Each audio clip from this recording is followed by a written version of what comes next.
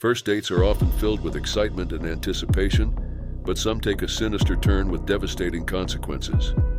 This video delves into 5 shocking real-life stories of first dates that ended in unimaginable tragedy. These disturbing accounts reveal how quickly things can spiral out of control, turning romance into horror and leaving lives shattered. On October 10, 2008, in Edmonton, Alberta, 38-year-old John Brian "Johnny" Altinger disappeared. Well liked by friends and family, Johnny was known for his quiet demeanor but active presence online. A lifelong tech enthusiast, his passion began with a Commodore 64. Under the username Ultra Magnus, he connected with a close-knit community of fellow tech-savvy users. By 2008, Johnny had built a stable life, working for an oil field equipment manufacturer, owning a home, and maintaining close friendships. Though introverted, he found belonging in online forums and gaming communities. However, his online interactions soon led him into a greater danger than he could have imagined. In early October 2008, Johnny was contacted by someone posing as a woman on the dating site Plenty of Fish. He was invited to meet her at a garage in South Edmonton. Excited about meeting someone new, Johnny told his friends about the date.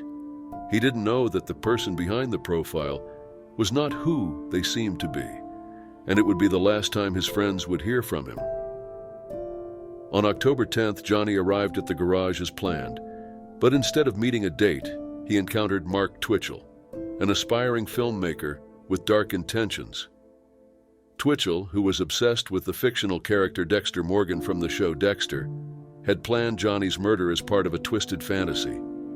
Police later found a document on Twitchell's computer called SK Confessions, where he detailed his plan to become a real-life serial killer. He referred to this document as a progression into that dark path. When Johnny didn't attend social events or return phone calls after the supposed date, his friends grew worried. Soon they received an odd email from his account claiming he had met someone new and was going on an impromptu trip to Costa Rica. This message raised suspicion, as Johnny was known for being a careful planner and always keeping in touch with friends. Sensing something was wrong, Johnny's friends decided to check his apartment. Inside, they found his passport and other belongings untouched. Nothing had been packed for a trip. Alarmed, they contacted the police. An investigation was launched, but Johnny's whereabouts remained unknown for days.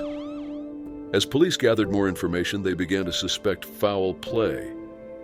Investigators soon uncovered that Mark Twitchell had been using online dating platforms to lure men into traps, mimicking scenes from Dexter. Twitchell was arrested on October 31st, 2008, just weeks after Johnny's disappearance.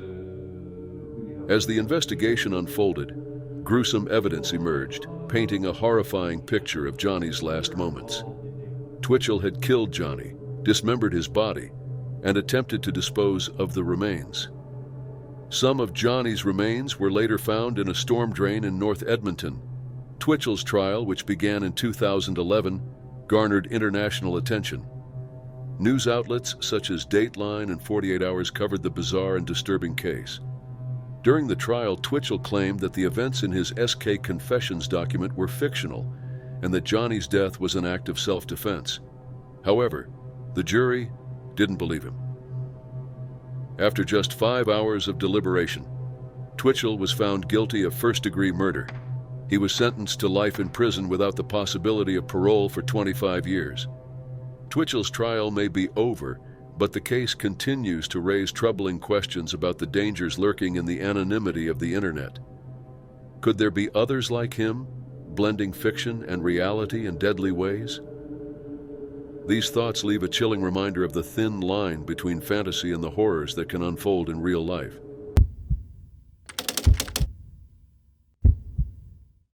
It was the night of December 6, 2018, in Fort Lauderdale, Florida.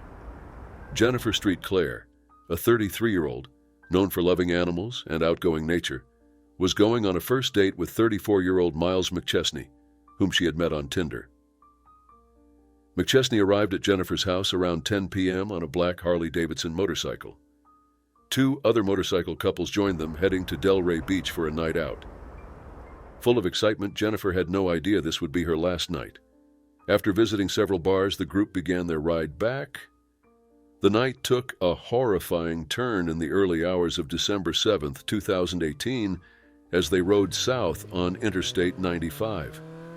Around 1:30 a.m., Jennifer tragically fell off McChesney's motorcycle while they were on the highway. The events that followed were devastating. Jennifer fell onto the busy road where several cars struck her before anyone could react. At least 9 vehicles hit her, but only 3 drivers stopped to help. Amid the chaos, witnesses reported seeing a man standing on a motorcycle near her body. Instead of helping, he sped away, vanishing into the night. Jennifer was left alone on the highway. Authorities found her body around 3 a.m. near the Atlantic Boulevard exit in Pompano Beach. Sadly, she had passed away at the scene. McChesney, the man she was dating, disappeared without a trace.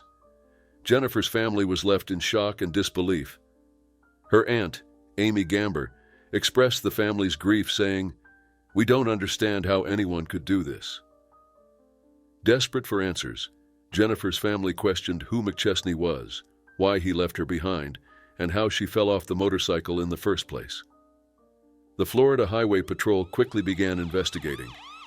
It was revealed that McChesney had been staying with his cousin, Bill Young, in Fort Lauderdale when he met Jennifer on Tinder. The night began with a simple dinner and drinks, but ended in unimaginable tragedy. After Jennifer fell, McChesney contacted his cousin, Bill Young, who was riding ahead with the other couples. Young, worried after hearing something had gone wrong, called 911. He initially thought McChesney had been involved in an accident, unaware of the full scope of the incident. By the time authorities arrived, McChesney was nowhere to be found, and Jennifer's body was lying on the road. The tragic details shocked the public as the story spread in the media. Jennifer's family made emotional pleas for information, desperate to understand what had happened to their loved one.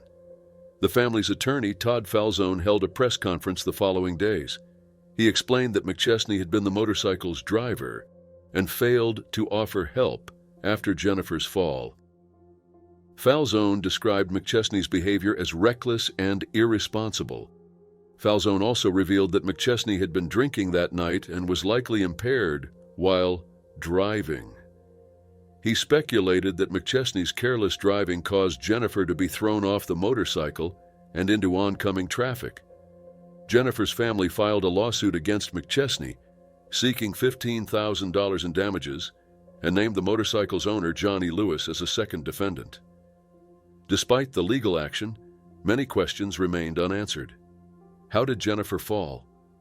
Did McChesney leave her behind out of fear, or was there more to the story? The investigation continued, with the family determined to find closure. Further complicating the case, it was uncovered that McChesney had a troubled past, including serving time in prison in New York. He had only been released a few weeks before the incident, raising more questions about his role in Jennifer's death. Attorney Falzone continued to urge anyone with information to come forward, hoping to bring justice to Jennifer's family. Jennifer was at the center of this tragedy, a woman full of life and deeply loved by her family. Her aunt tearfully remembered her as a kind person who would do anything for others. Her sister-in-law, Ashley Sinclair, started a fundraiser to help with funeral costs, calling Jennifer a loving friend, niece, sister, and daughter whose life was taken far too soon. The community rallied around the saint. Claire family, holding a candlelit vigil at Cooper's Hawk Winery, where Jennifer worked as a server. As of now, the investigation is still ongoing and no charges have been filed against McChesney.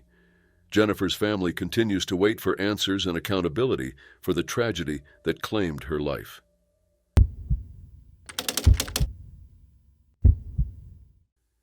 It was April 1st, 2024, in Milwaukee, Wisconsin. 19-year-old Sade Robinson was eagerly preparing for her first date with 33-year-old Maxwell Anderson, a man she had recently met online.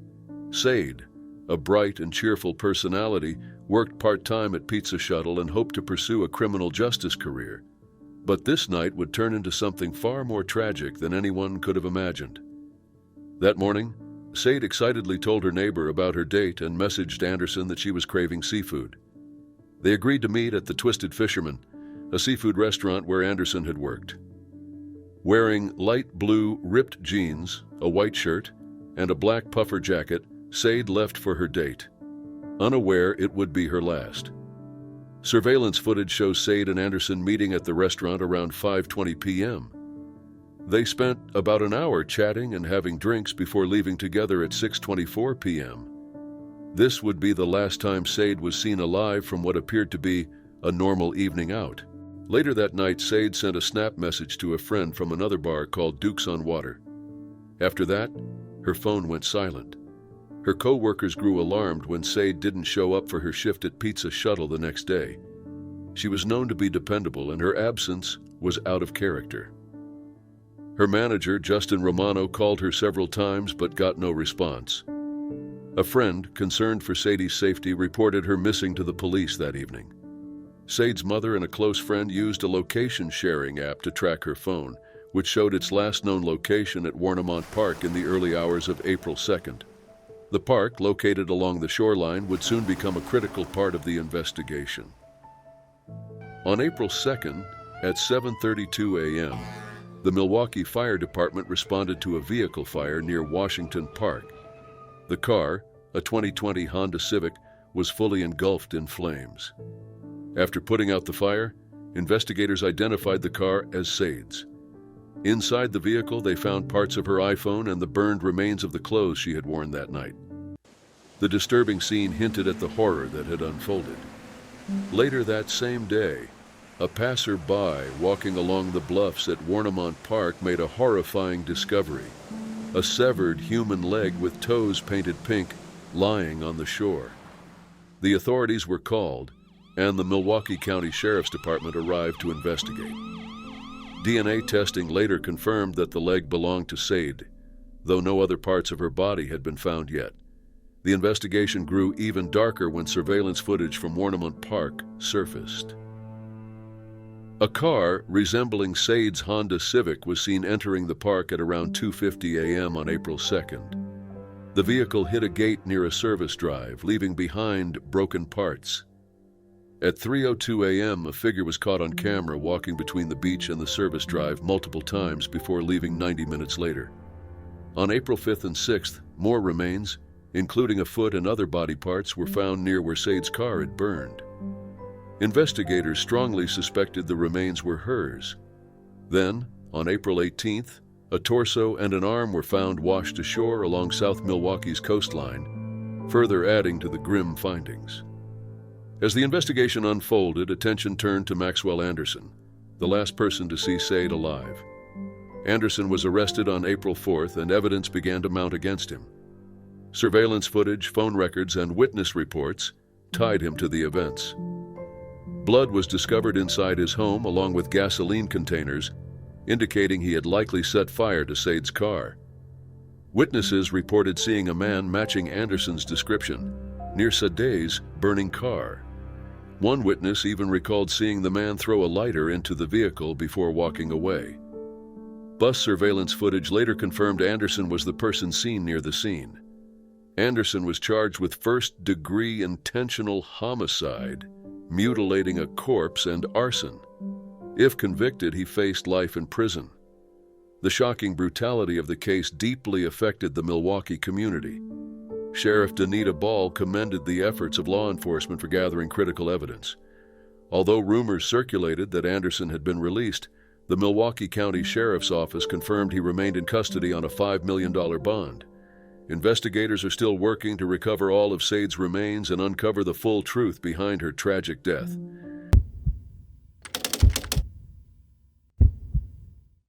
It was November 16, 2012, in Saginaw Township, Michigan.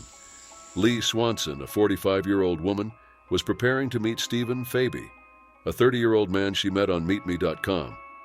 Although excited, Lee felt uneasy and shared her concerns with her mother, Beverly Kane.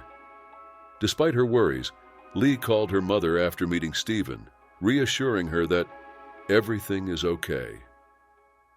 Lee left her home around 6:30 p.m., planning to return later that night. However, That was the last time her family saw her. As hours turned into days without word from Lee, her family grew more concerned. On November 18th, 2 days later, Lee called her mother again around noon, saying she was waiting for her ride and would be home by 3 p.m. Unfortunately, Lee never returned, and her family's worry deepened. By November 19th, with no further contact, Lee's family reported her missing to the police. Investigators traced her last phone call to an address in Edenville Township, where Stephen Fabi lived. They discovered troubling details about Stephen's online activity. His social media posts were filled with dark humor and concerning comments, suggesting deeper issues. On November 27th, 2012, 11 days after Lee's disappearance, deputies arrived at Stephen's home to question him. As they approached the house, they heard a gunshot.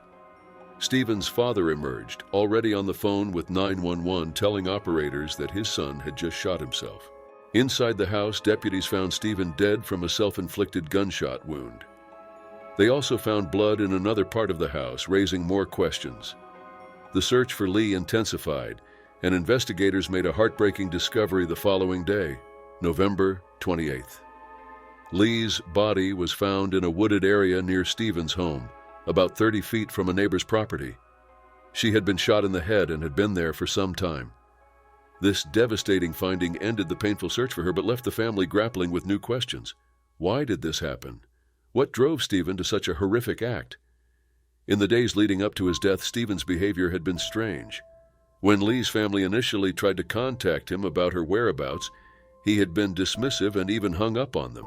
This contrasted with how he portrayed himself online, where he appeared relaxed and easygoing. His odd sense of humor and erratic behavior now seemed like warning signs that had gone unnoticed. Lee's family was left wondering why it took the police so long, 7 days after her disappearance, to visit Stephen's home. Could things have turned out differently if authorities had acted sooner? And what about Stephen's troubling social media activity? His posts, filled with cryptic and unsettling remarks, seemed like red flags in hindsight, but at the time, his online friends may have brushed them off as strange humor. Lee's death left her family and community heartbroken. Her mother, Beverly, had sensed something was wrong and had warned Lee against going on the date. Lee admitted to having a bad feeling, but reassured her mother in her final call that everything was fine. Tragically, those words were far from true. In the weeks after Lee's death, investigators continued examining the details of the case. They collaborated with the Michigan State Police Crime Lab and sought help from the Meet Me website where Lee and Stephen had met.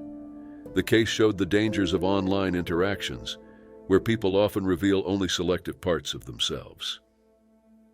While most people use dating platforms safely, Lee's story is a painful example of hidden risks.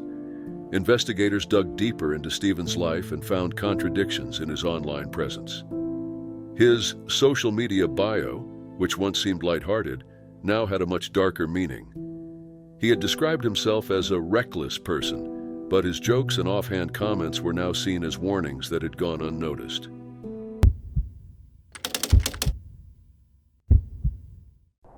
On a cold winter night, January 6, 2024, just after 11 p.m., Morgan Algieri, a 38-year-old experienced pilot and flight instructor, was on his first date with Tiziana Tozzo, a 45-year-old mother.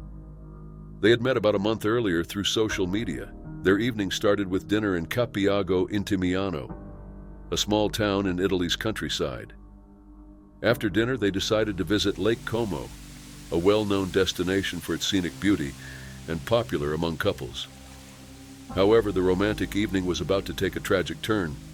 Morgan parked his Mercedes GLS SUV near Villageno, near the lake. Witnesses saw the couple chatting and laughing. Everything seemed perfectly fine. Then, suddenly and without warning, the SUV lurched forward. It crashed through a stone bench and broke the protective railing near the lake before plunging into the dark, freezing waters of Lake Como. Initially, there was silence as the car disappeared beneath the 20-meter deep water. Witnesses were left in shock, unable to react to the sudden tragedy.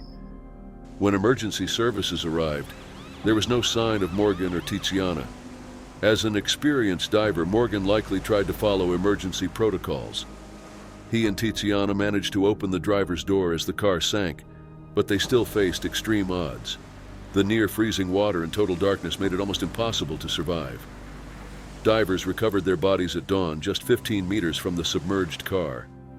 Despite their efforts, both Morgan and Tiziana had drowned. Investigators arrived shortly after to examine the scene. As the SUV was pulled from the lake, questions arose about how the car had accelerated so suddenly. There were no signs of foul play or arguments between Morgan and Tiziana. Their phones, recovered from the vehicle, also showed no suspicious activity. The mysterious plunge into the lake puzzled everyone. Morgan's family, especially his sister, recalled that he had complained about mechanical issues with the SUV. He had been running the vehicle for a few months and had experienced multiple instances where the car wouldn't start. Morgan's ex-partner, Monica Barbanti, confirmed these issues. He had told her the car would refuse to start, but eventually turn on, leaving him uneasy. This led the police to consider whether a mechanical malfunction had caused the car to accelerate independently. Could a car's automatic transmission fault possibly lead to the crash? Or was this a case of human error, with Morgan accidentally pressing the gas pedal? The vehicle was seized for a forensic investigation, but early results didn't offer clear answers. As the investigation unfolded, it became evident that Morgan had fought hard to save both his and Tiziana's lives. His experience as a pilot and diver meant he was familiar with emergency procedures. Still, the night's harsh conditions, freezing water, total darkness, and panic, likely made it impossible for even someone with his skills to survive. Some reports speculated that the couple may have suffered from oxygen deprivation or other complications as they struggled to escape the sinking car. Tiziana, a mother to a 14-year-old son, had been hoping for a fresh start in life. Friends described her as a strong, caring woman who always prioritized her son. She had trusted Morgan that night, believing he had everything under control. No one could have imagined the horrifying events that would take place. As days passed, the mystery deepened. Autopsy results were awaited to shed more light on their final moments, while the forensic examination of the vehicle continued. How did the car, parked safely, just meters from the lake, suddenly accelerate? Despite Morgan's experience, why were they unable to reach the surface? Investigators explored every possibility. The stone bench the car had struck and the broken railing were analyzed for clues about the car's speed and trajectory. But the investigation raised more questions than answers. Friends and family struggled to cope with the loss of Morgan and Tiziana. Morgan, known for his love of life, left behind a deep void. A close friend, Alessio Pengue, expressed the profound loss felt by everyone who knew him. Tiziana's friends remembered her as a devoted mother who always prioritized her son. As the investigation continues, authorities have not ruled out mechanical failure as a potential cause. Morgan's previous experience with the car raises the possibility that something went wrong with the vehicle that night. Could a technical malfunction have caused the tragic accident? Or was a momentary mistake enough to lead to such a catastrophic event? For now, the answers remain elusive.